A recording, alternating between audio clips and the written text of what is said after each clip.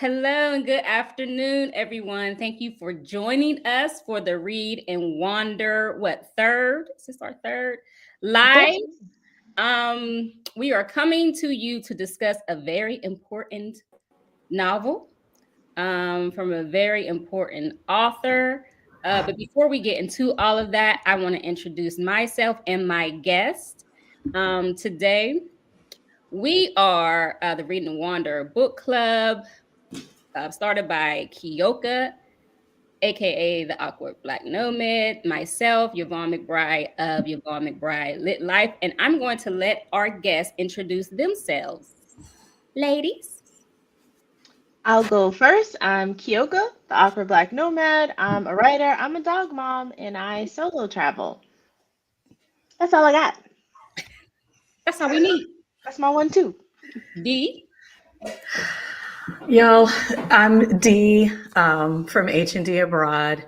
I am a passionate reader, rediscovering like books in hand, and the power of discussing in community, and growing. That's me at this stage in my life. Wonderful. Thank you. And I'm Adelia, aka Picky Girl Travels the World.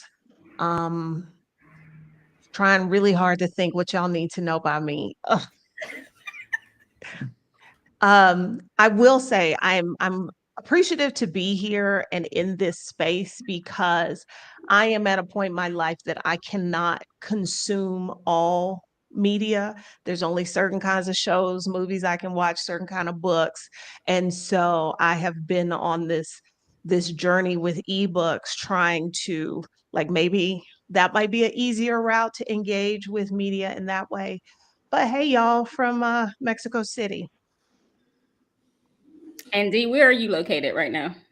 I'm in Alabama. We Alabama. just it's hurricane season, tornado season here. We had a couple come through last night. Okay. I'm in Pittsburgh, I'm in Dallas. Dallas. Okay, so you did the introductions, but I want to say add to why we started this book club. A lot is going on in the world, just like Adelia said. We can be overstimulated, and Keyoka and I came together for our love of reading, our love of books, and wanting just to have a community, to build a community of like-minded women who love to read, books by us, for us, and just to make time to make sure that we, in this chaotic time, that we take time for ourselves to do things of pleasure, right? To read more, to think outside the box more. So that is the idea behind Read and Wander Book Club. So if you are interested, if that sounds like something you'd like to do, please join us in this quest. Please join our Read and Wander Book Club. The link is in the below the video. Check us out. With that, I want to say thank you for all of you who are in here. Bonita. Hi, Bonita. Chanel. Hey, girl, hey. Thriving on Enough. Kitty L. We have more people in here. So if you are here, we cannot identify you and say hello and thank you for being here without you talking to us and saying hello in the chat. So please do that. Also, please like and subscribe to this channel if you are an avid reader and if you are thinking of joining us. Alicia, Renese, hey Alicia. Thank you, lady. Khadijah. Okay, so with that, I'm going to let my co-partner introduce the book for the month. Cool. So we are reading Parable of the Sower by Octavia Butler. This is a dystopian book, but it's not so far in the future, is it? It's happening right now, isn't it? I think so. I don't know. What do you guys have to say? I find it interesting that it looks like a Handmaid's Tale too, right? It looks like it could be the cover of the Handmaid's Tale, but it's the parable. So this is the I book that wonder we're if reading. that was intentional in the remaking of the cover. Ah, okay. But well, let me get a quick synopsis of what the book is. So for those of you who may not know what the book is about, Parable is a dystopian sci-fi horror, to me, survivalist guide, right? About the collapse of the U.S. during 21st century, during this time period. And it focuses on themes of caste, right? Racism, what else? Political corruption based on fascism, right? Climate change. What else, guys? The themes that are in here. Capitalism, sexism, all the isms. Yes, all I the things. think Octavia wrote it to be sort of a cautionary tale, so if we keep ignoring these very pressing problems, this is what could happen. This is what is It's happening. happening. This is what is happening. Everything's coming to a head. So I'm just going to say I read the second book right behind the first book. So y'all make sure that I come back to stay in the first book. Keep my head in the first book. So, and right, even I think okay, so let's just dissect this question, because a lot of people say she's the mother of Afrofuturism, right? Do you think that it is prophecy, right? What do you think about the idea of this is prophecy and she predicted these things happening? I don't buy that. I'm like, if you just pay attention, this is the obvious conclusion. Um, I mean, this is the first book by her I have ever read.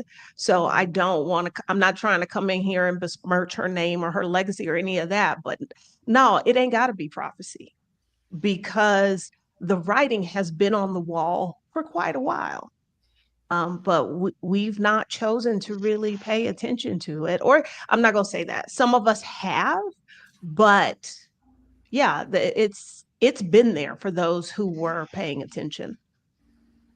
but it also kind of ties into what Lauren says in the book, right? About how like people won't listen to something unless it's deified. So this idea that we're trying to make Octavia Butler a prophet, because I've seen a lot of crazy things online, like, oh, she predicted the future, she has a gift, blah blah blah. It's like you're not gonna believe what history is showing you. So now you have to kind of create this supernatural ideology to go along with what she's telling you. Bonita says, when I read this a while ago, I felt it was prophecy, as I could see all the things happening even then. Okay. What do you?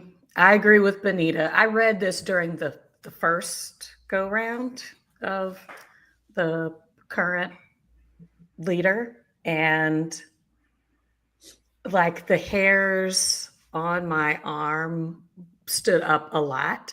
I had to put it down a lot because it's overwhelming to see someone from the immediate past, kind of talking about things that are very relevant about, lack of body autonomy and things like that, that just, it was so like someone was penning today 30 years ago.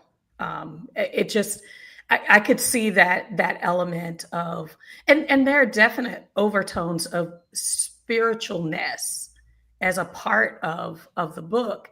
And so I can see why we would overlay a spiritual concept of prophecy in that. But like Adelia said, I mean, I love history. I love geography. This book brought together a lot of those elements, but I was also reading this with Madeleine Albright's book, Fascism.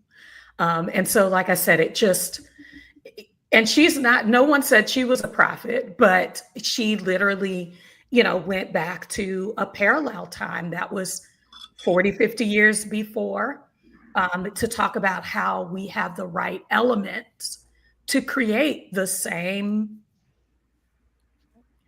environment that was being described in Octavia Butler's book. And this was not my first book of hers.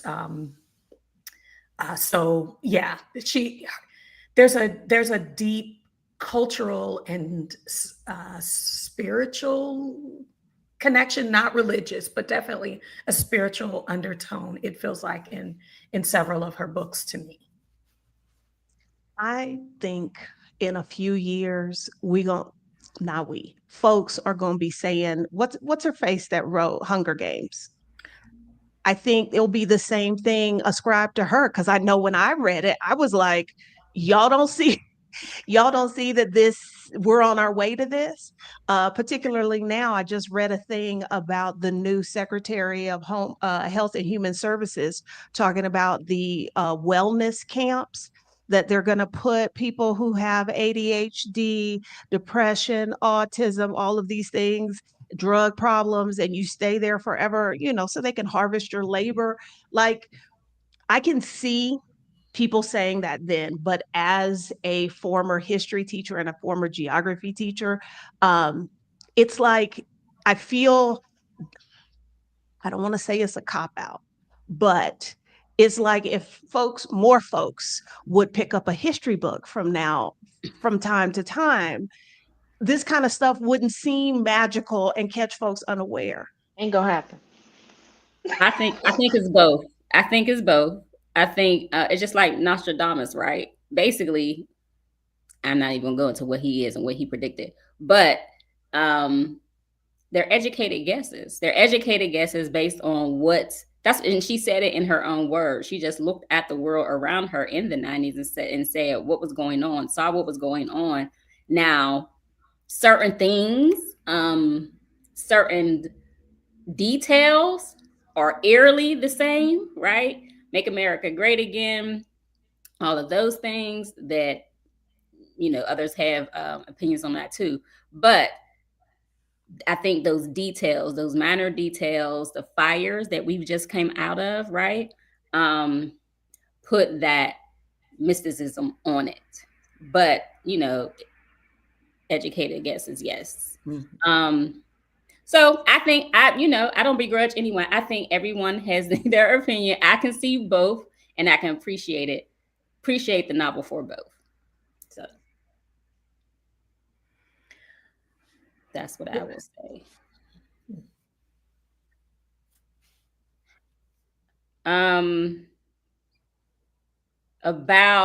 So let's get into the story. Olamina. Lauren Olamina? Why do you think she chose her as the protagonist?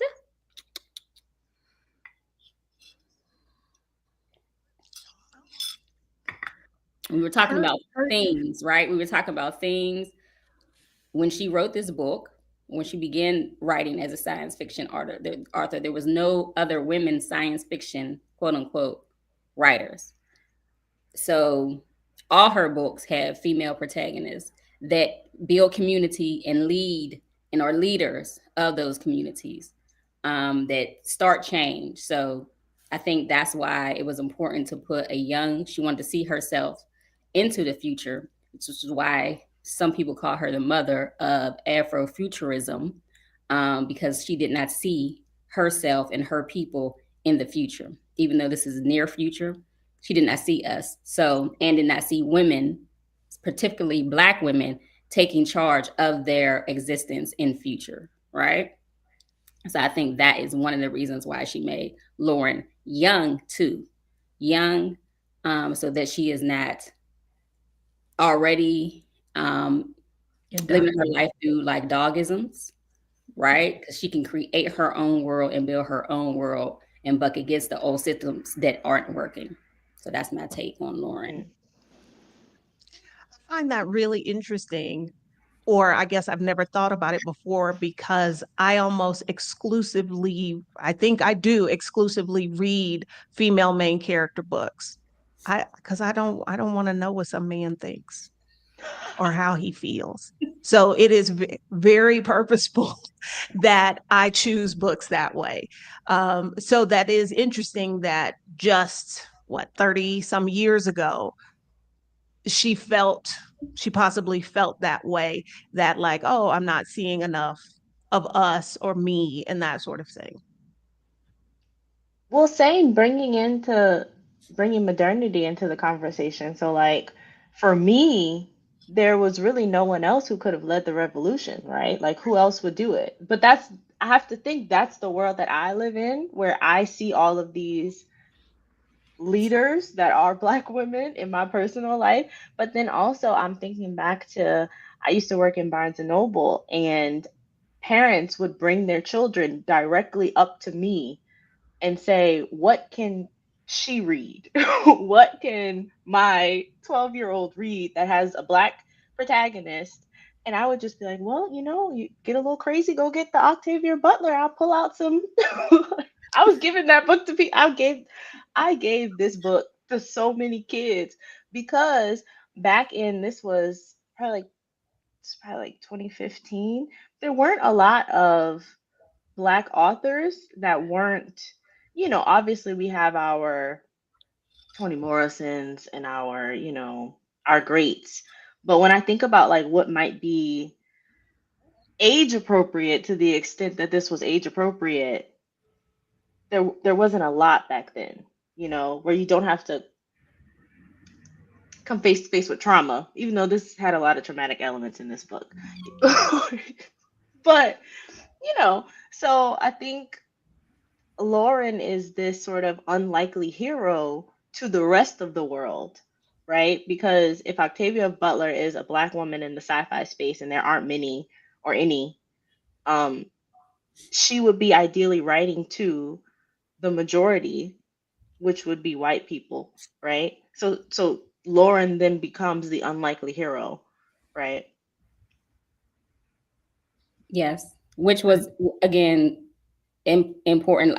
Oh, okay. I came across when she first read it, when she first wrote it. I came across this book. I was on campus. I was at Clark Atlanta University, and they had a sci-fi. They had a book fair, right? Conference. It was her. It was Tanana Reeve Dew. It was a lot of people on the outskirts of what Black fiction was supposed to be, right? And still, then she was still, now we have a lot. Not a lot, but we have a more than we had then. We have N.K. Jemisin and who's Nadia your favorite writer? Bonita. Yeah. And we have more now, but then they were it. They were it. Her and Tanana Reeve and a few others, they were it, right? So without them, we wouldn't have these writers that we do now. Just like Adelia said, at that time, I was still, I read other, I was an English major, so I had to read, I had to read everything. But my favorites were by Black women writers. And, that's what put me in this depth, like, oh, we don't see us in the future. And why is that? It's because, white males own that spot, aside from Samuel Delany, and that's another story, but, own that spot since science fiction became a thing. So it was important then. It's still important now. But I think that her pioneering this for us has launched a whole genre of not only books, but music and TV shows and, Wakanda, and all of these things came from what they imagined then. I want to say 2 points. The African American Museum, the Smithsonian, has a whole, what do you call that? Exhibit on Afrofuturism, and walking in that space and reading about the music that impacted, the stories that impacted, just placing ourselves in the future means that we survive. We continue to thrive and are a part of the solutions of today and tomorrow. And I love that. I love that we place ourselves there. We don't wait to be invited, and to be in a space like the Smithsonian exhibit, to really see that impactfully, like all together, is not an anomaly, that we are placing ourselves there. I think the second thing that I want to say about the main character is it's important, when child development, I was a psychology major, kind of understanding the importance of using a young person. We as adults may recognize, we may have heard the stories of parents or grandparents talking about the days of, but we're also trying to live in a reality of work and things like that.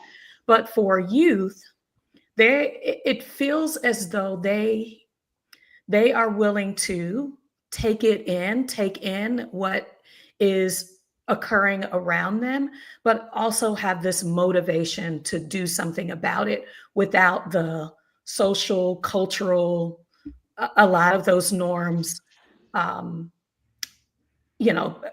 creating drag on those streams. So I'm really glad that she chose a young person. But that also you can see that in the moments that occur at the beginning of the story, where she was under the loving protection of, parents, adults, when she struck out on her own, that youth was not the impediment. People followed. People came alongside her, validated her dream, took it on.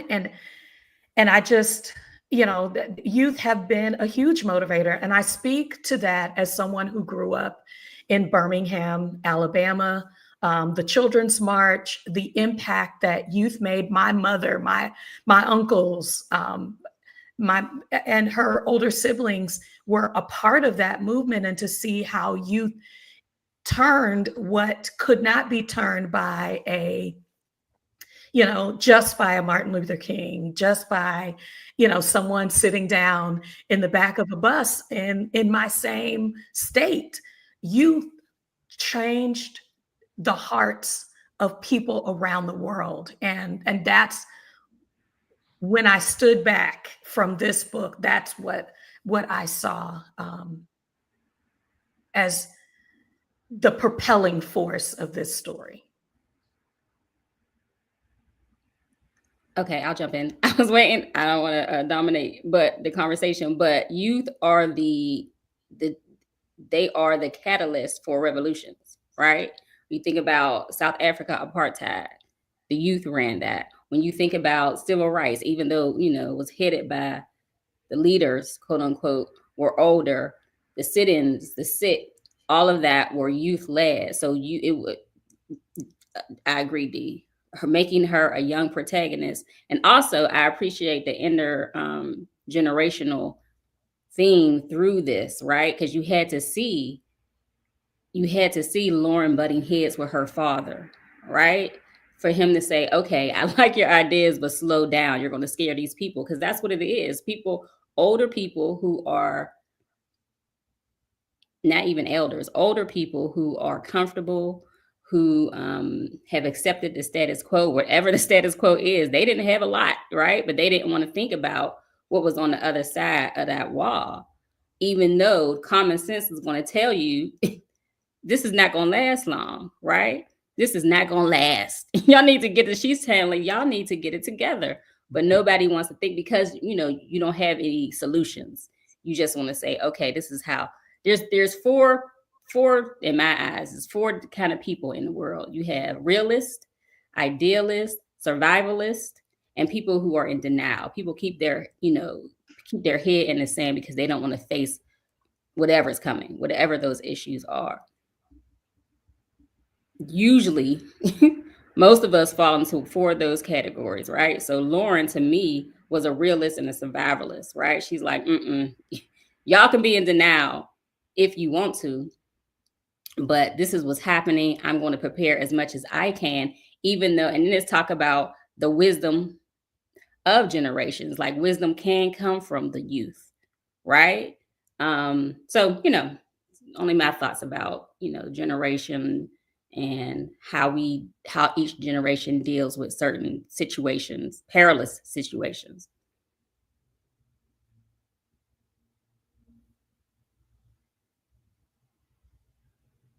You're muted, Adelia. I see that. I kept going back and forth on this part because I am the only girl, but I am not the oldest. But there was a lot of firstborn Black daughter stuff happening. And had she not had that experience, could she have gone on to lead this movement? I don't think so. But then there's also, I guess I could identify with a lot because I am Gen X, and I feel like I was going to say, I feel like I've been an adult my whole life, but low key, I was. I've been taking care of myself since I was 8 years old and having to figure out and navigate things that were far beyond what my actual age was. And so I kind of kept going back and forth between those two pieces as to like trying to understand who she was and why she was doing what she was doing. But that's just a thought that occurred to me. Keyoka. Oh, my ADHD brain, I started thinking about epigenetics. I'm not even. Someone said something. I was reading Khadijah's comment, and I'm thinking about how um just like how trauma is passed down, and how like I think that's why we're in a current state where a lot of Black women are divesting and saying like I don't want to do anything, because I think dealing with trauma makes you numb. But in contrast, in the book, Lauren has this hyper empathy that was inherited from her mother, right? So it's like, what does it mean that in this chaotic, painful world, she is now with the ability to feel everything? I think that was intent. I think of course, it was intentional to make her a hyper empathetic person in this world, because it kept her going, right? It's another trial for her to overcome. But Khadijah says, I think it was also interesting to see the contrast of how Lauren, a Black woman, awakens, as we Black women today have been abused to the point that we have decided to stop saving. Yes. And we have not, I'm so sorry, we have not stopped saving. We have not Explain. stopped Can you expound on that, ma'am? So I'm a birth worker. I got into this work because I wanted to see Black women do better. But I have also watched us literally sacrifice ourselves trying to help save others. Midwives, doulas, doctors going above and beyond. We cannot help ourselves. Y'all, we backed ourselves in a corner.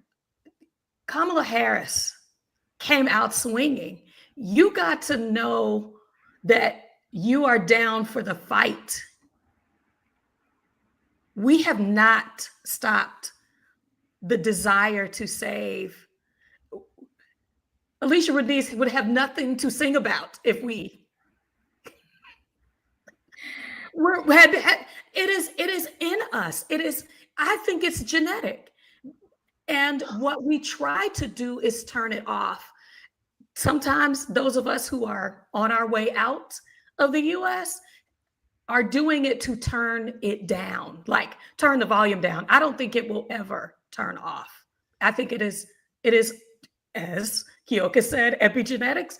I think there is a piece of us that mothers, if you go back to another one of Octavia Butler's books that they have made into a movie, she was saving her former master's child. That is a part of her lineage. It is a part. It is not a desirable part, but it is a part. And y'all can come for me. I know y'all don't come for me, but I'm just saying, I see it every day. I'm not coming for you. I'm not coming for you. I think some people will. Some people will opt out, and some will redirect. You know what I mean? Because you're talking about your people.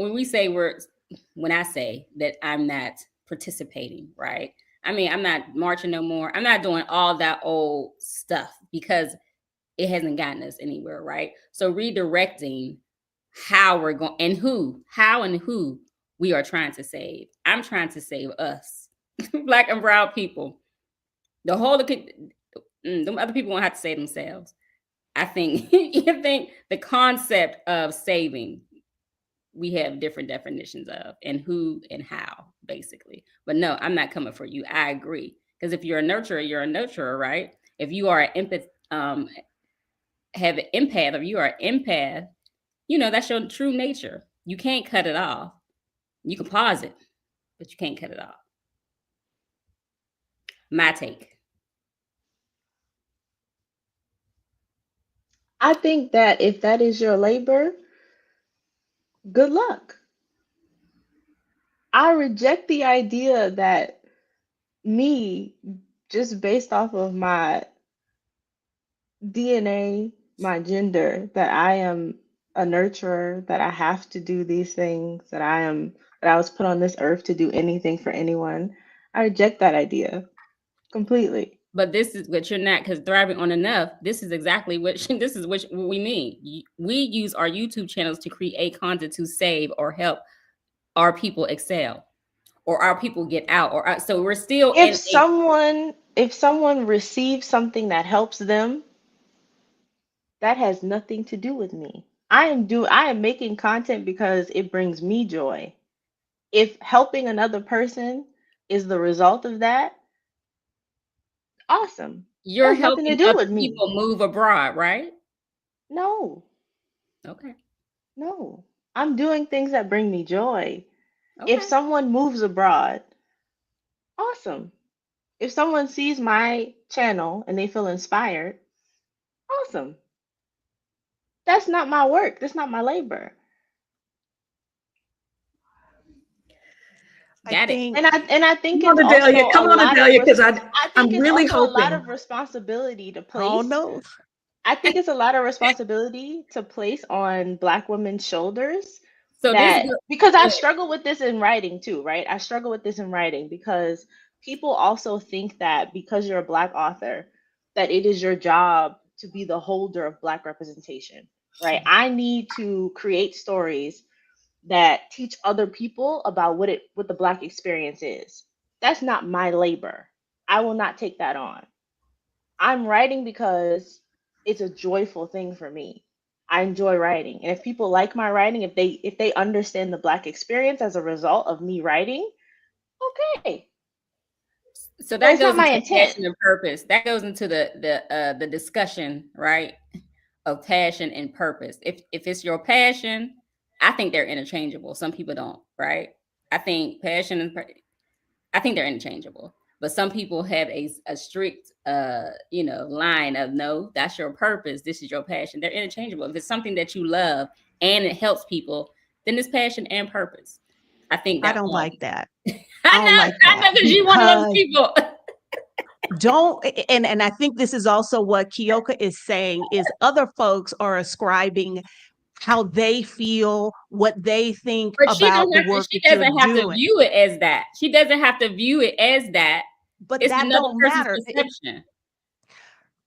And that's part of our problem is we're trying to put on other people what we want from them and what we need them to do when we need to be worrying about ourselves.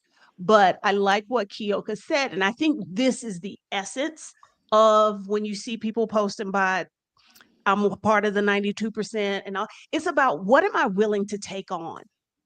I think there is a large group of Black women who have said, I am changing what I am willing to take on. I think that's where it all meets. And for some folks, that's like, I'm worrying about me and mine. For some folks, that's like, don't call me for nothing. I am done.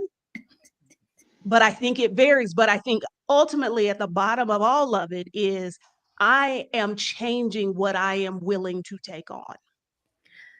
And Adelia, I believe, and I'm going to age up the conversation. 50 plus, 40 plus, we have had to unlearn and let go of so that we can begin to take on the attributes of our younger sisters who are able to firmly establish themselves in the space of, I'm giving the way I'm meant to give. If you get something out of it, you get something out of it. Many of us have had to unlearn. Yes, I am an oldest child. So there is a lot of eldest daughter things that have had to be a part of my unlearning, but also in the trusting myself piece. And that's what I give space for in this book is I can be inspired to do because I can, I'm never too young or never too old to not just recognize the signs. And this was the other point I wanted to make about the early part of this book. Not only was she taking in what was happening, not only was she processing the things that she saw around her that were slowly slipping out of our hands, that people were adapting to, that she was like, that's not normal. She took action.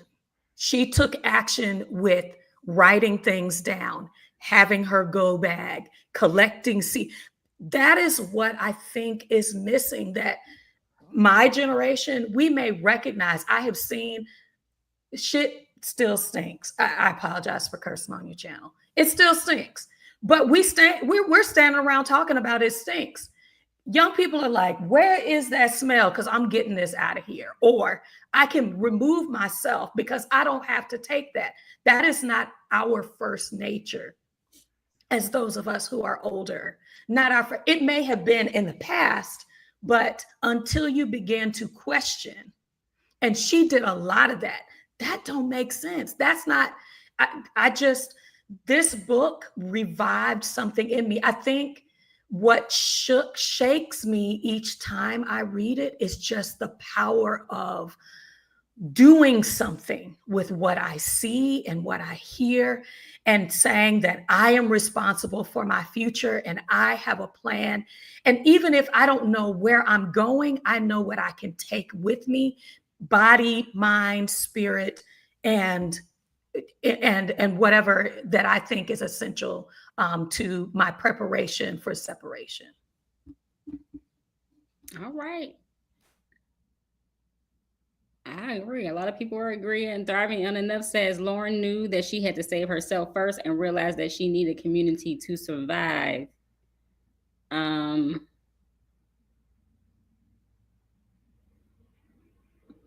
So, and then she says, I agree with Keyoka and Adelia. I think we're all saying the same thing because I agree. Yeah, she saves herself, but she needed her community to value. You can only, when we talk about this as being a cautionary tale. She wrote this in the 90s and to try to make people pay attention. We ignored it. Everybody ignored it. Everybody ignored the signs. So right now, as it's happening in real time, what are we doing to prepare for it to get, like, what are we doing right now? We see all the parallels in the book. We'll go into that in a second, but what are we doing? Well, let's get into that first, right? Let's get into the parallels. What is actually happening? When the fire started in LA area, and this has happened in the first term. This has happened during his first term. They had wildfires. So to me, it's just happening again. But when the fire started, that's when everybody, we knew when the book started last year, Saturday, July 20th, 2024. That's when all the flashlights started going off, right? Because he was running again. But after the fires and after all of these things start happening, then people start turning back to the book.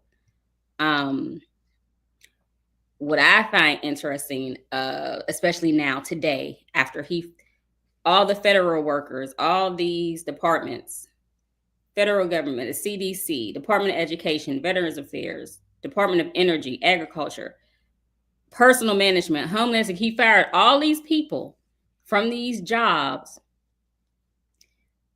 I don't think it's too far. How long will it be before? Because now they're jobless. They're trying to create, to me, a society based on corporate slavery, right? Because 100%.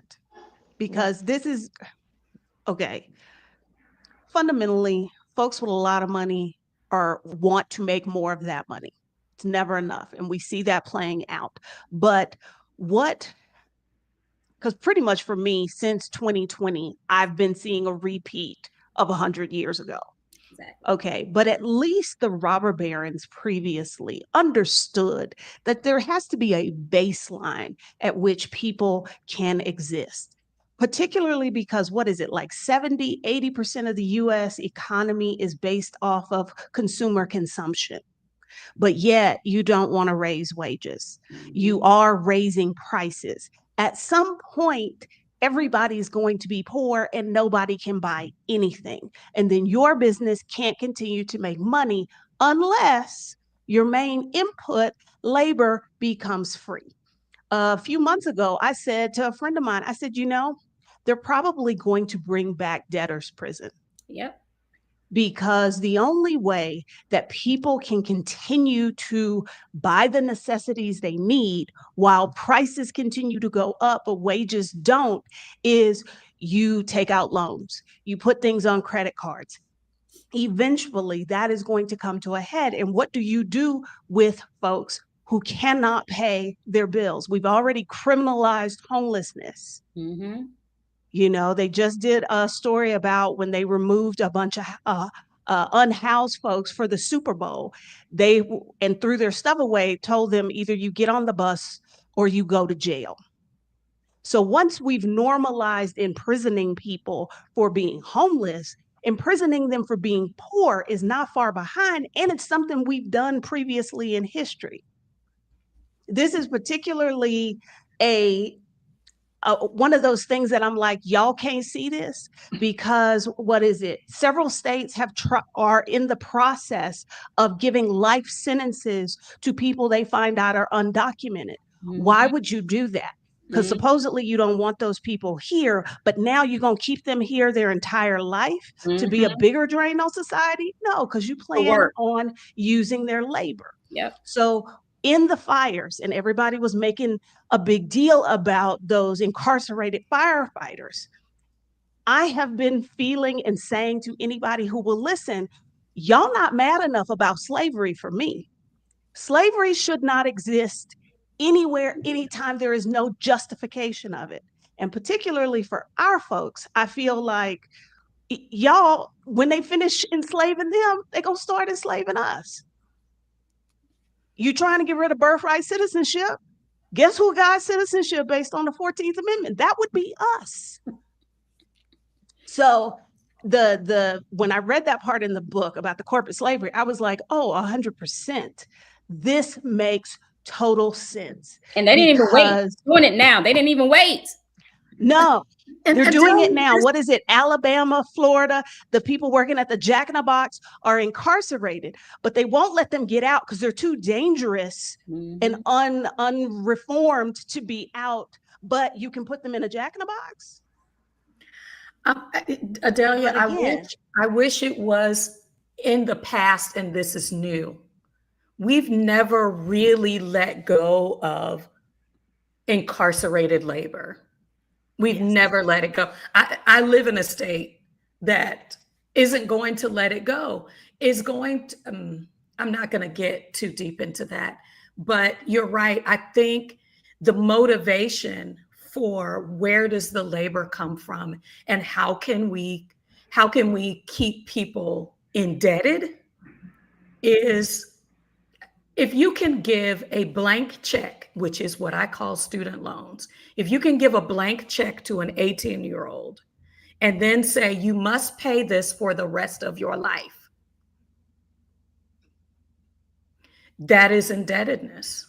And if they can't get you there, then there's credit. If they can't get you there, they've got to find a way to link you, to keep you bound. And those of us who are saying, nah,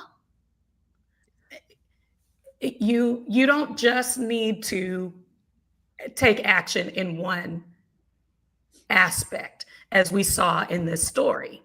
You got to have multiple avenues, because it's coming. It is. If Adelia can speak to this, we are one of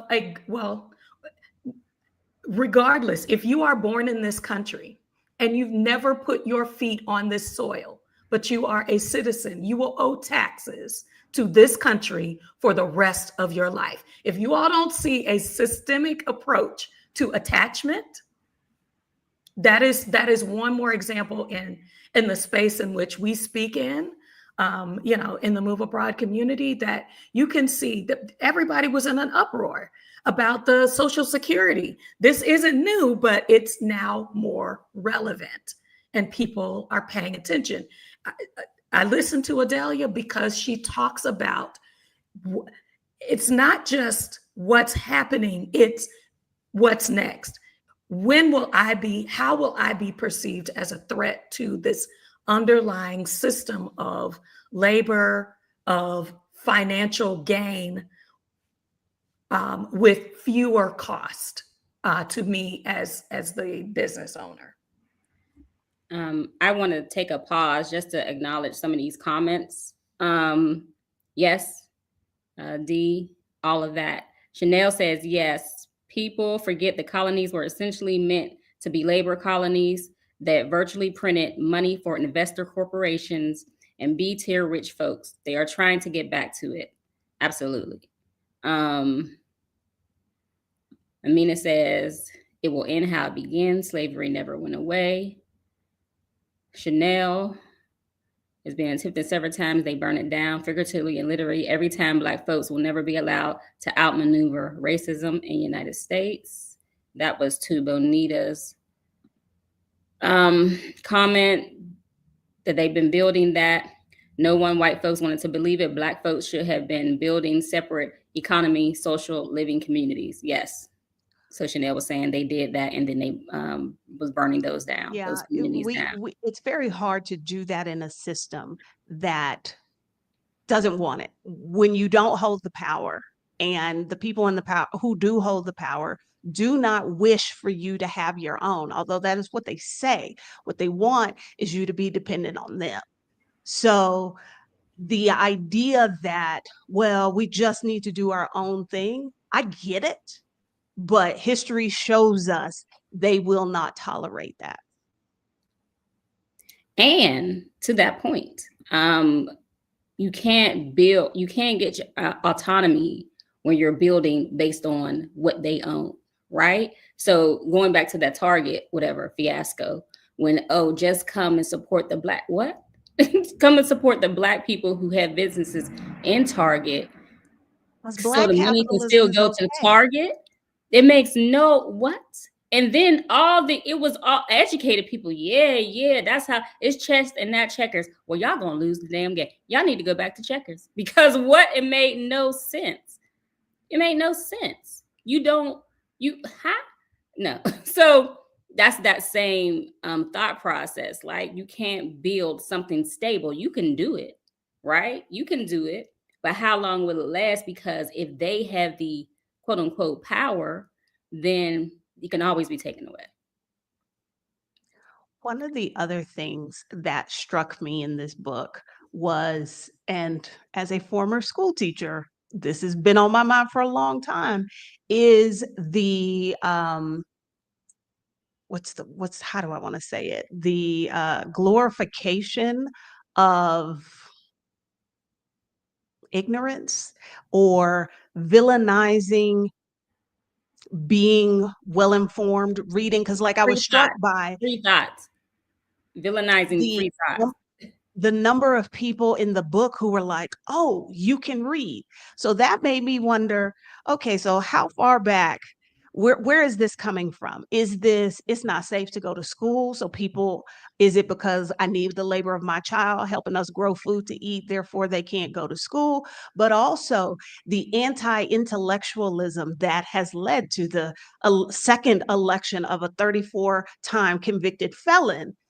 Like, I feel like we kind of downplay the seriousness that anti-intellectualism, the impact that that is going to have, because, you know, a lot of the stuff Lauren can do or Lauren knows is because she read. Yes, people taught her things, but also because she read. And I'm thinking like that's kind of the key to surviving whatever this looks like, is being able to bring in that knowledge from from like the unsupported sources, like tuning out to the state media, because that's where we're headed, and being able to pull knowledge from other places. And so that struck me, and I just kept thinking and asking myself, if anti-intellectualism or the lack of education had not been allowed to proceed unchecked, would they have been in the place that they were?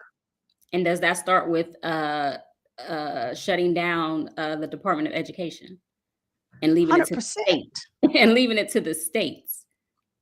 They didn't Because waste no time. no, because I think what he we're read this book. doing, I think he read this book and said, "Oh, she gave we are me."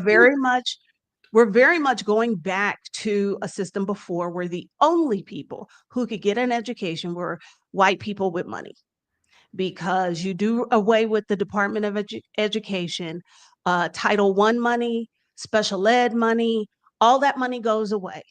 And as local school districts are strapped, and they're also trying to get it repealed that you even legally have to meet the needs of all students, which sounds like a duh. But again, we're actively on that path of reducing who has the ability to get education. So I'm sitting over here thinking about my soon to be 10-year-old granddaughter who is autistic. I'm assuming there will be no more services for her. And I'm trying to figure out, okay, so how do I fill that gap? And I know everybody doesn't have a retired grandma who was a teacher, Right. but that's the reality that I see. And so Right. I kept thinking about that as I read the book. And everything is happening at once. Like you can't imagine, like, okay, they're cutting off funds for Head Start. That means kindergarten. That means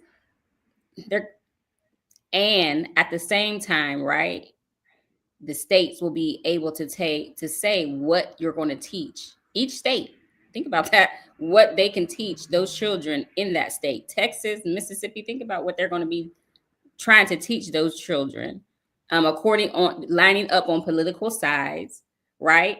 And maybe the parent doesn't have a job because they were laid off, right? So all of this is like economic nightmare, and slavery isn't far behind that. I don't want to scare anyone. I don't want to scare anyone, but it's not. I think it'll be what we've been tolerating thus far. People who we've already othered, folks we've already decided as a society that poverty is a personal failing. So if they put you in jail or you end up homeless because you're poor, that's low key on you.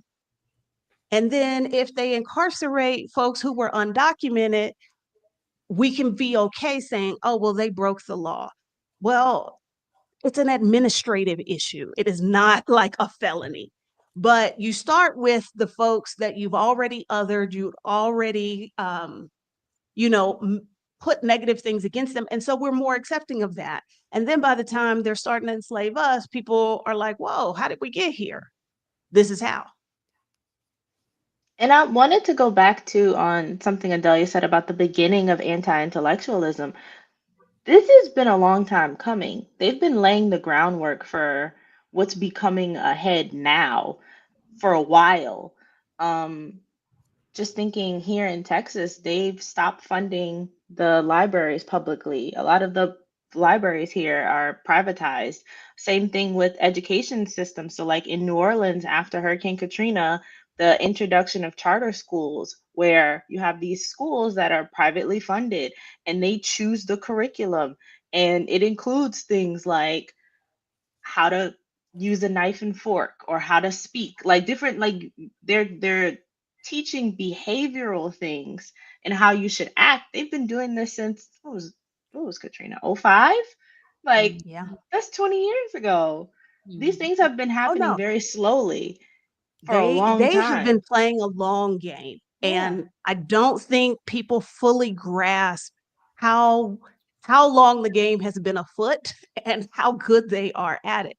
You know that Texas just or is in the process of approving vouchers for which they will fund private school students more than they fund public school students.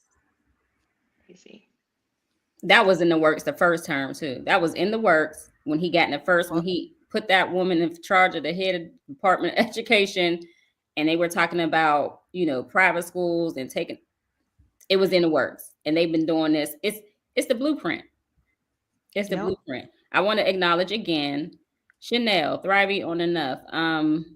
Says Octavia is smiling on this conversation based on her book. Great discussion, guys. Thank you. Thriving on enough. And Amina, I need to put my glasses on. Yes, we built our own before up until the 70s, and it was destroyed by outsiders. Benita, there are groups researching how to build and not allow others to destroy. Are there groups? In the book, the entire country burned, and Lauren had to find land to build a new place. We're going to get back to the book in a second, but yes, she did. Thriving on this, that said, I started believing that they read this book too. I swear, one of them people in that administration. Chanel, Adelia is right. Public education's goal of near university literacy is actually a rare and special thing. There's no coincidence that it's under attack. Yes. Octavia came out swinging. Metaphorically, as a former teacher, I love the representation of how she had to teach, care for the younger, unwanted little white girl. I had this epiphany while teaching. So let's get into that a little bit too. Let's get into that too. Okay, let's talk about the caste system, right? How she handled, because that's what she did, how she handled and how she addresses racism, caste, and class in the book. Even behind their little wall community, right? There were people who had a little bit more money. There were people who were able to get jobs. There were families were living under one roof, multi-generational families. The younger people could not get work for money, right? They had to barter within this community because, economic collapse. But how she handles race, how when she says the survival of the people, basically, that people will have to survive. Yes, embrace diversity, unite or be divided. Robbed, ruled, killed by those who see you as prey. Embrace diversity or be destroyed. Right? That's part of the Earth Seed. We'll get to that in a second too, but that's part of her Earth Seed verses. What do y'all think about why she not only talked about Black people, but other race classes? Anything? I think it basically means that, there are more pressing matters than race, right? So the earth is dying, the economy is crashing, there is no healthcare system, there is no education system. We are all living in this dying space, and we need to kind of band together. I think the issue is that racism is still alive and well in the present world. So diversity kind of separates us a lot stronger than it did in the novel, because I guess this was post everything coming down. I don't know necessarily that we'll somehow get closer as a human race when the world falls down, if the world, just self-destructs America. But I don't know. I think outside the US, race would be less of an issue. Mm. But in the United States, it is very hard to imagine, particularly us living when we're living now. And, they say, okay, no DEI. That means in American history, you can't teach about Harriet Tubman, because last time I checked, that was American history. So the current administration is very much drawing a racial line. So living in this now, it's very hard to believe that our version of this would not have very big racial overtones. Yeah, because even who would be behind the wall? D. Yeah. Because I think there will be some folks that align socioeconomically, Hmm. but I think there's some other folks that align by race first, then socioeconomically. So I'm gonna read this. Diversity as a divider is an interesting concept. Even in the book, I forgot which characters were which race until it came up contact with capitalism, like the town, or violence again. So my input is that, again, she wrote this as a cautionary tale, right?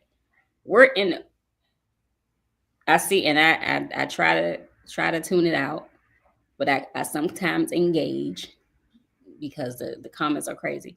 But I see on social media how, a lot of us, and just us, Black people, are talking about how what they're doing to the brown Latina community, right? And y'all deserve it. And we gonna mind our Black business and all of this, but not realizing just what Adelia said. They coming for them first. They gonna come for you immediately after. So there is no separation. We would like to, we're doing it to ourselves. We are doing it to ourselves. And I think they did it purposely. It's a long game. They're doing it purposely. Now you don't have to do nothing. You don't have to. I'm not more. I know what I'm not doing. However, we are not separate, because what they do to them, they see us all the same. And no matter what the white people think, they see poor white people, the same as well. They only care about the 1%. So a lot of us, most of us, talking about, oh, that's on y'all. Y'all should have voted, and this, that, and the other. I think this is what she's talking about. Like, we can't change. Yes, they are the minority. Caucasians are the minority of the earth. But if we don't bond together as the majority and we keep separating ourselves, then we're going to still be in the same place arguing. And I'll see y'all in the concentration camp line because we can't win by ourselves. That's my take. I think that's what she meant. And that's the purpose of her in all her books. And it's like her her Martin Luther King dream is that, post everything, that all of us, can't we all just get along? I think that's purposely done by her. I'm going to say this. Part of what made me scream at the book was, girl, save yourself. And she just kept bringing people into the fold. She just kept folded in. I was just like, can you just be cautious? Can you just, she had caution, but she still, there was that balance of, I don't have to let the circumstances around me keep me walled in. The community, so they were trying to learn to do things, the preparedness part, they were attempting to try to do. But even when she left, when she had to leave, like, she didn't lose the value of what community could be and mean not just for her benefit, but for her ultimate safety. But it was also a potential vulnerability. It is a delicate balance. And I see that today with a lot of the conversations that we're having in our community about them and us is, I mean, you got to see it for what it is, but don't lose what can make us great. And I think what makes Black people who we are is an established history of respect for ancestors, listening to our elders. It is interdependency where, look, my mama sent me across the street to get a cup of sugar or to share an egg with a neighbor. We have lost those things. We have to gain those back. The circumstances around us require business as usual, how we've always done our things. I've washed my hands. Trust me, I was one saying, look, I have marched. I am not marching again, after the election. I voted with my feet. That was the last place I marched. This is not business as usual. And I feel like this book calls us to see we have to reach back for the value and not let what is fear, the capitalism and what people can do for us block the fundamentals that I think have held us, have sustained us, and have been an important part of our, I don't want to say survival, but that's the word that's coming to mind That's right what it's now. been. Yeah. Okay, so Yvonne, you talked about like you have to work together to survive. Like that, you very much get in the book, like you're not gonna survive this going at it alone. And then D, you mentioned that we've kind of lost that connection. I think as Black Americans, what we don't talk about is why we don't, because American culture is about the individual. And for those of us of a certain age, we were encouraged to aspire to be more American, to assimilate and to take on Yes. these beliefs and practices of the larger American culture, which means being more worried about me and mine or me than everything else. And so the reality is, like the people moving into multi-generational homes, they did it out of necessity, but there's a reason why people used to live like that previously. Right. Like in it, I think a lot of our current, like, what do I do? How do I navigate this? Is trying to navigate this situation, holding on to these American ideals of the individual, as opposed to, oh, you navigate this with your community. Y'all need to start figuring out in your subdivision, in your cul-de-sac, who gonna raise the chickens, who gonna grow the onions, and that way, moving away from consumerism and deciding, okay, I need a leaf blower. I'm not in a position to take on the price of that all by myself. Who can go in with me? But that seems so foreign because we've spent so much time trying to be like the larger culture. And to make it out of the other side of this, we can't hold on to that. And that goes into what Dee's point about she was getting anxiety about Lauren accepting other people on her journey. But we did, and the character building was spectacular because we got to see their background. We got to see they went so in depth on character building because she's building a new community, right? We have to see that happening in real time. And she's looking at, different characteristics, different histories, different behaviors to see, are these people going to gel with with Earthseed? We might not even have time to get into, is it a cult? Is Earthseed a cult or a new religion?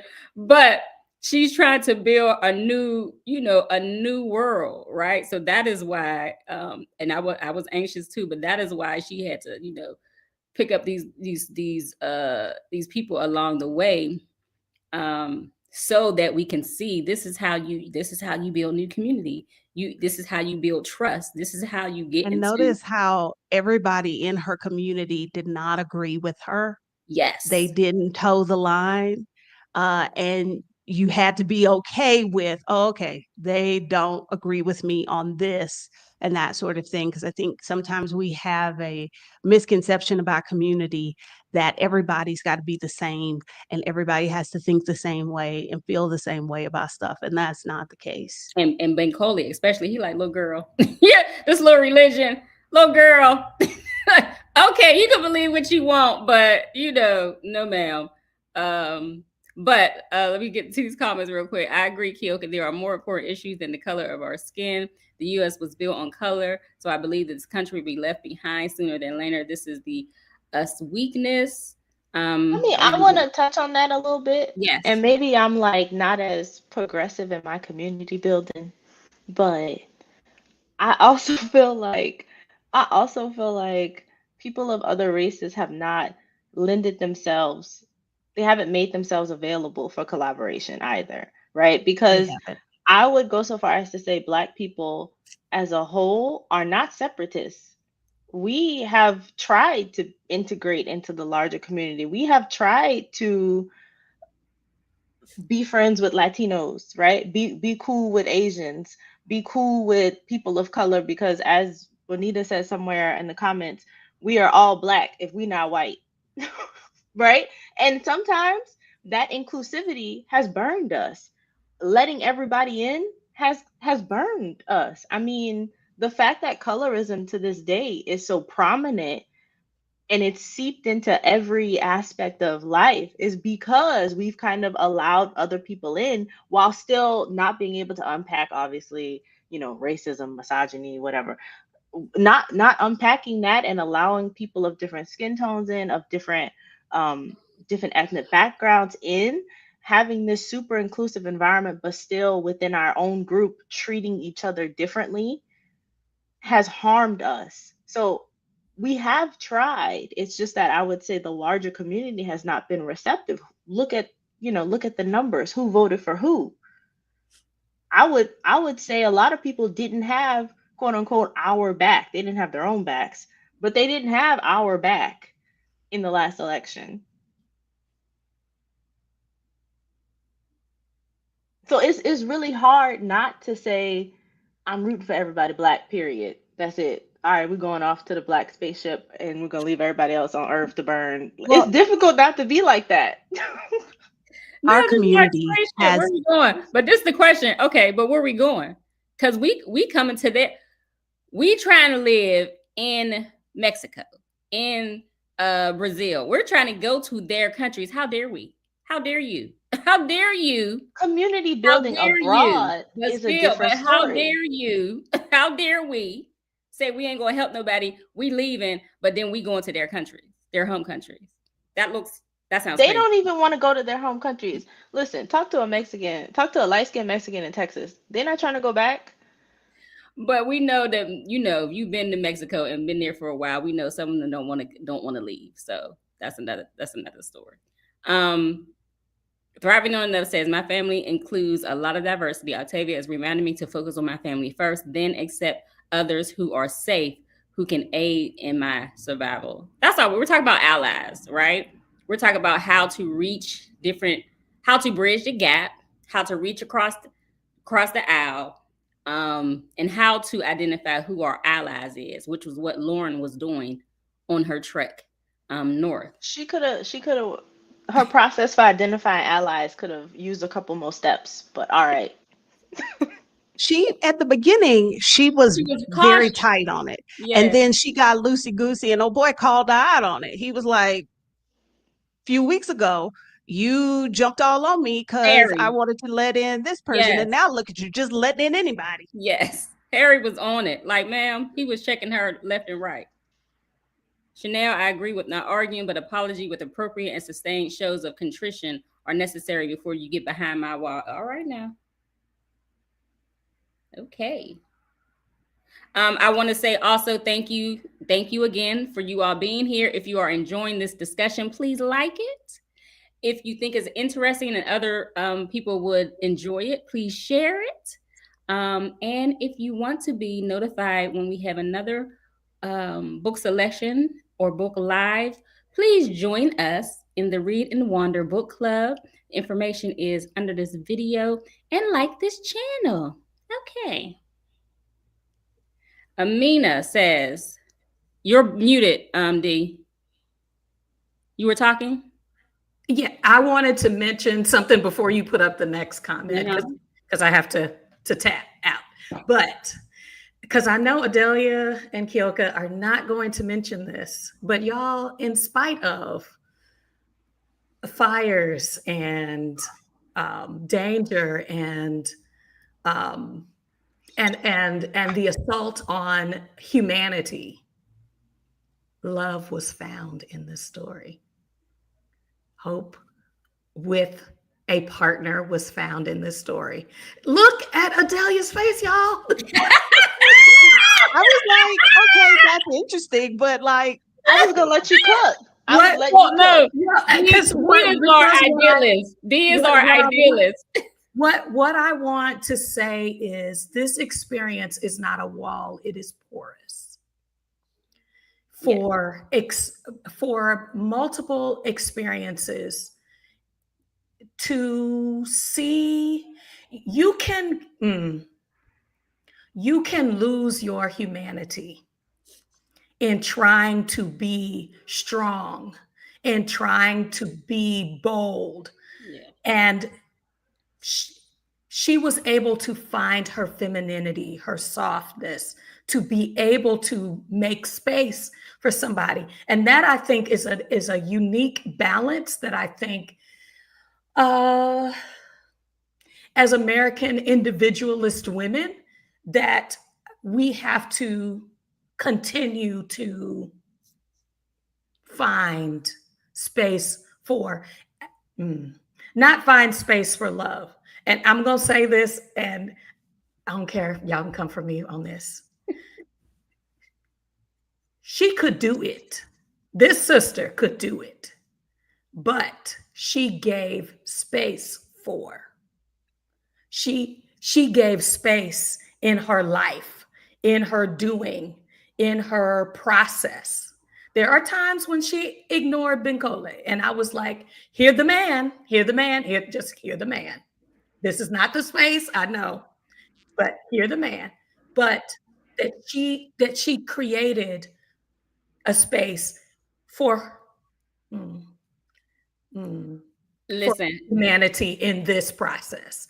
And that's all I'm gonna say about that. I'm with you, D. I loved it. I loved that he was older, maybe not that old, but I love that he was older. I think she was working out her daddy issues.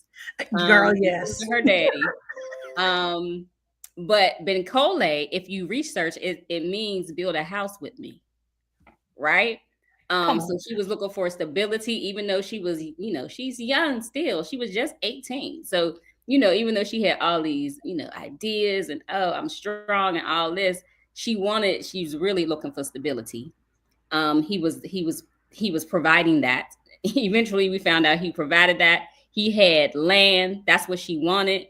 This is a arrangement. She wanted land because she said, had he not had land, when he asked her to come with him, he initially wanted her to leave them. She said, no, I want to bring my community of people with me. And she would have kept going had he said no. She wanted to build her. She wanted a place where she was. So it was a mutual connection. That's because she didn't waste her time with a man who wasn't bringing nothing to the table. Okay. Now that I agree with, ma'am. Like, she was well within her rights to be like, no, I got my thing going. And then when he was like, well, you can bring your people. Okay. Because entice me. Make sweeten the pot. Just because you're a man and you good and bad. Yes. Right. But I appreciated all that. I appreciate that he had land. Right. I appreciated that I think another theme is like ageism. They address that in the book. Maybe not that old, but Octavia does that a lot. She pushes the envelope on what's acceptable. In a lot of other books, you'll get, if don't read Clay's art. But she pushes the envelope on what a society thinks is acceptable. She does that a lot. But I think it's a little foolish to apply an age dynamic that we are used to in this dystopian world, because the stuff this girl had lived through by the time she was 18, her 18 ain't my 18. Yes. So to get upset that like, oh, he was so much older, but in a way, given that he was a doctor and in their world had lived a fairly soft life, yeah, I think they were a lot more in parity than folks like to think. True. I agree. Chanel, what does this mean? What does this Macaulay means? What does that mean? You gotta go, D. I do. Thank you all so much. Thank you for joining us. And I agree. On your way out, I agree with D. I appreciate that she found room for love. Later. Okay. All right, let's get into this Earthseed real quick, and then we can end because we've been on here for a second. Is it a cult? Is Earthseed a cult? 100%. Really? Why? Why do you think that? I mean, anything could be a cult. It's a belief system, and sometimes it was a little heavy-handed. Honestly. Okay. We don't call them cults anymore. I learned that they are called emerging religions now. Oh. And in that sense, I think it is an emerging religion. But in our traditional idea of a cult, it is much more like you must subscribe to this, this, and this. I need to have control of your resources. And I didn't get that vibe from it. I got more like, this is what I believe. And low key, I'm right. And I would really like y'all to believe this too. But if you don't, cool. Because it's going to make your life easier. Change is the only constant. That's what she was, basically, the God was change. Not people that Chanel say it wasn't even one of the fun cults. I mean, it did not sound super fun, but and it wasn't predatory enough. And it was easy, and it was harsh. It was pretty harsh. It was pretty harsh. Like, this is life. Earthseed is a cult. Yeah, I don't know that I think it's a cult. Now, I did do some Googling because she kept quoting verses, and I was like, is this a book that exists that I don't know about? And then I saw that there are people who like practice the religion. Oh, really? Some of what I read sounded very culty, but I don't think that's the way it was in the book. Practice Earthseed religion? Yes. Like, that's what, look, they've put together a website of all of the verses that they've pulled from the book and organized it. And that's what Bankole meant. But look, okay, it gets so deep because that's what Bankole meant by, baby, you can say whatever you want, but people are going to take this and do what they will. That's how religions start, right? It starts with ideals. It starts with thoughts. Somebody put it down on paper, and then over time it changes. Which her thought process, which that is the ideal of what her God is changed. She didn't want to accept it, but Bankole, that's why I love him. He's the realist. Like, all right, little girl, you can say what you want, but this is about to change. I did not know that people were really out here being Earthseed. Yeah, I don't know how many people there are, but somebody is. I'm sure there's a good number. Everybody want to research it now. But like Octavia has said, and you could tell in the book, like she wanted to get into how new religions come about, right? How does that, because she describes it as, I'm not making it up, I'm discovering, right? I'm discovering what this is. And she's looking at her environment and what is going on, to say, okay, that's what religion is. People are looking at what's going on around them, saying, how can I make my life better? Right? What morals, what values, what rules can we live by so that life is easier for me? And she's saying, I don't want no mysticism. I don't want that. I ain't talking about heaven. I'm talking about how she is, because her life is harsh. That's why it's not an easy what is it? New religion cult. It's not an easy one, because Not a she's fun like, one. yes, we are, this is not, life is not easy. We are already on the other side of the fall of the society. So to deal with it, we got to embrace change, and change isn't easy. So basically, she is discovering her truth, and she's want to share this with other people, which I think is a little cultish, but but just like Adelia said, you're Now not notice, inspired. It's no, she shared when a lot of it was when somebody asked. yeah. She knocking on doors and being like, "Can I tell you about Earthseed?" That's the And next to be a part of phase. this, to walk with us, you got to at least accept that this is what we're doing. This is what I'm trying to build. It was just a bit much. That's all. It was a bit much. Even even there was one time where they were talking about, oh, we were singing songs by the campfire and Lauren read a few verses of Earthseed. Do we need all that? I just They feel don't like have TV.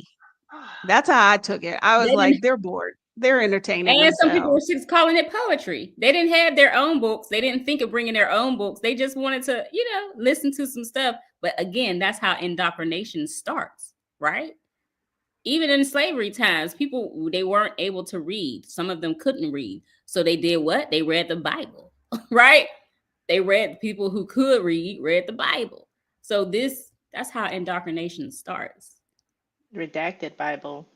But then I just wonder why the direction of it wouldn't be, I've come to terms with this is the way I want my world to look like. I'm gonna now encourage you to prescribe your own truth to it. And I know she inspired Ben Cole to kind of do his own writing because I started the second book, but I would have liked that message a bit more. And I think also I had trouble with the like constantly needing to form the ideas of Earthseed in a way that was biblical. Like I didn't like the comparison. Like let it be its own thing. It's She a was a belief preacher's system. kid. I Ugh. think that's to be expected. Ugh. I I think think that's that's to be why expected. I was just like, ugh, sit down, chill out. Ugh. Not but yeah, she was a preacher's kid, but she still, I think it was not even admirable. I don't know the word right now, but I think it was like she was a preacher's kid, but she still had free thought. We were talking about earlier, like she was still able to come up with her, like to reject everything at 15, not even 8, everything at 15. This does not, these things that y'all keep talking about, and it doesn't make sense. Right? These things doesn't make sense. And just going, talking about Octavia Butler, she was raised, her grandfather was a preacher. She was raised by strict Baptist women. And she said earlier, like in her, she was like, she started thinking about these concepts then when she was a child, because things didn't make sense. You couldn't explain things away with had faith, right? So, I think it's admirable that she tackles this in a few of her books. But it goes back to what you said, like there are different kinds of people, right? So even if we think about social media today, there are people who just believe whatever they read, they latch on to whatever ideology somebody's spouting instead of like interrogating it, finding the answer for themselves, figuring out how whatever they've heard fits into their lives. People aren't critical thinking They want to is feel good. They want something they just want to believe in something that's going to make them believe something that they can get up and go the next day is a lot of what it is. I think it seems. Bonita says emerging religion, but still a control factor in how do you think and live. I believe in this respect of nature and other humans. Angel, is the Facebook link in the description the way to join the book club? Yes. If you are listening to us and you would like to join Read and Wander Book Club, the group is listed on Facebook. That is in the link below us. Please come and join us. We'll be voting on our next selection very soon, probably next week. But are we voting, or are we choosing last month's selection? I don't know if I want to read that again. I don't want to read that book. So we're choosing something else. Okay. I already had to suffer through it once. I feel like that's enough. That's our warning. Okay. Because I'm also curious how we're tallying votes, because I very much was sure that it wouldn't win based off of what I saw on Facebook. And then Keyoka, she runs a separate voting house on her YouTube. Yeah, but I wonder if that's not fair, because I'm sure people are double voting. Well, I could just pick the next read again. Chanel, no. You want to put that young girl to work on the farm. Chanel, no. See, Thriving on Enough says you guys choose.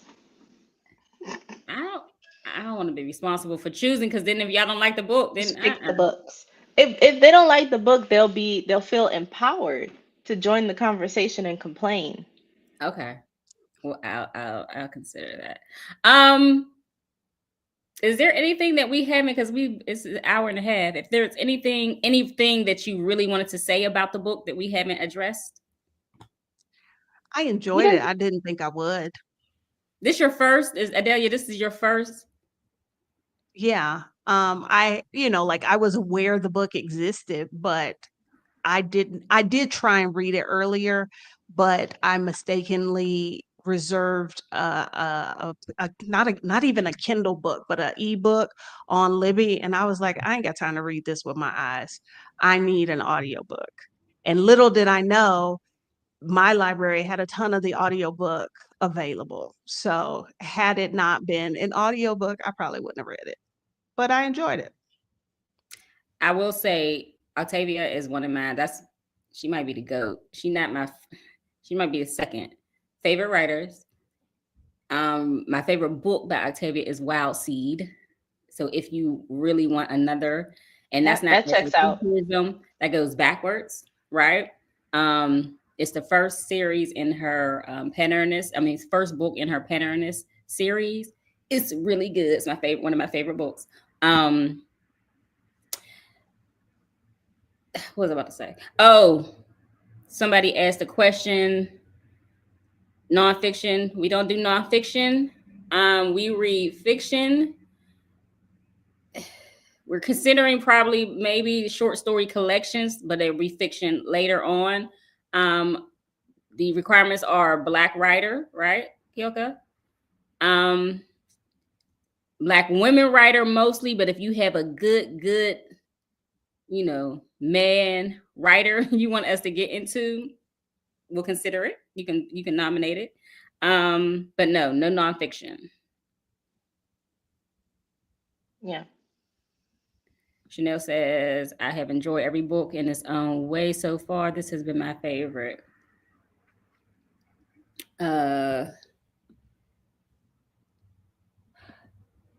So I want to say, again, is this as a cautionary tale, right? Or want to pose a question before we leave. This is a cautionary tale, and things are happening in real time. We can see them happening in real time. How are you all, us on this panel, and those in the comments, how are we preparing? We need to be preparing. What are you doing to prepare? Baby, listen. What are you doing? I ain't gonna be here. I ain't gonna be here. Look, I just text my daughter about, like, you got that big backyard, you need to start growing stuff. But Adelia is not here for us growing our own food. That does not align with how I can exist in this world. So that is how I'm preparing, is figuring out how I cannot be here. On And cue, because this I is know the there's some reason. people who gonna feel a way about that, but that is me being 100% transparent. We listen and we don't judge here. We listen and we don't judge. And no, you said it right on cue, because this is the what? The Read and Wander Book Club, right? So most of us in here are either already expats or trying to leave or become. That's not what I meant when I said I'm not gonna be here. Where you That's going? not what I meant. Where you going, Adelia? Whatever's on the other side, that's where I'm going.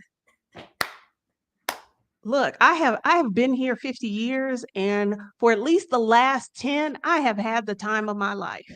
You Ideally, ready to go I to the plan to next be here level? another 25, but if I don't get that, I'm cool. The upper room. She's where G. Anissa know how I feel. The upper room. That Like I is said, I know hilarious. I I get will it. say that, and there's gonna be some folks that's like, oh, No, I get that. I get that. I always say, like, I'm a Stephen King fan. And what was it? There's a book where like the world ends. And I always say I'm in the camp. I'm not gonna decide where to go. I'm not gonna wait to get sick and then try to nourish myself. I'm gonna just go ahead and tap out. I don't have any survival skills. I can't grow nothing. I can't really defend But you can myself like prepare. You that. can start now. I Nah, don't eat nah. things that grow out of the ground for the No, most part. Adelia, we need you. You can sew. We need you, Adelia. You But can what am I gonna sew. eat? I mean, and that's the root of the problem. What am I gonna eat? And you don't eat So nothing now. You don't eat nothing now. What are you talking? exactly, and I'm They gonna supposed to stop making grow what tacos. I eat on my balcony? No, thank you. It's like I said, I have had a great time, so I'm cool with that decision. Chanel, tap out. Chanel Tap said you could tap out. be legend.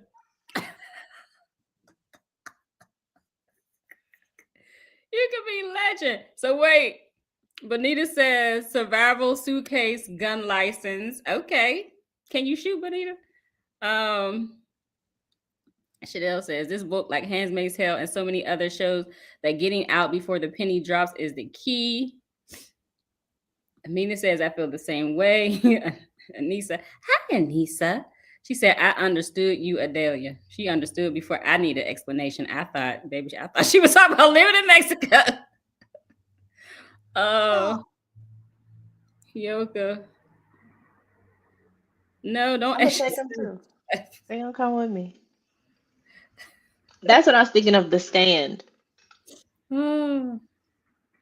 Okay. But I say get ready. What about daughter? Get ready. I have my little herb books, my little what this is book. I can't run. My running days are over. So I'm getting chased. That's how I'm gonna end it. I can't run. But I'm conditioning myself, getting on my health kit.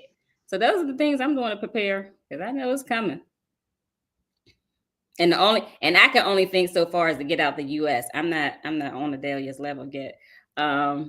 Somehow get out in the US and get my immediate family out too. I called my dad when he got in the office and said, come on, you need to get your passport. I can't leave you here. So yes, that is You how can I only need. do so much with family though. That's the only one I'm worried about. Yeah. Everybody else can fend for themselves. My little brother, he already made his jump. He live in Dominican Republic. So yeah, my niece and my dad. That's it.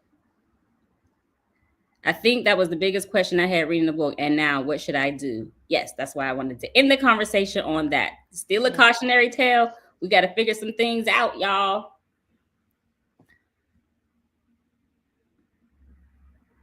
What she say?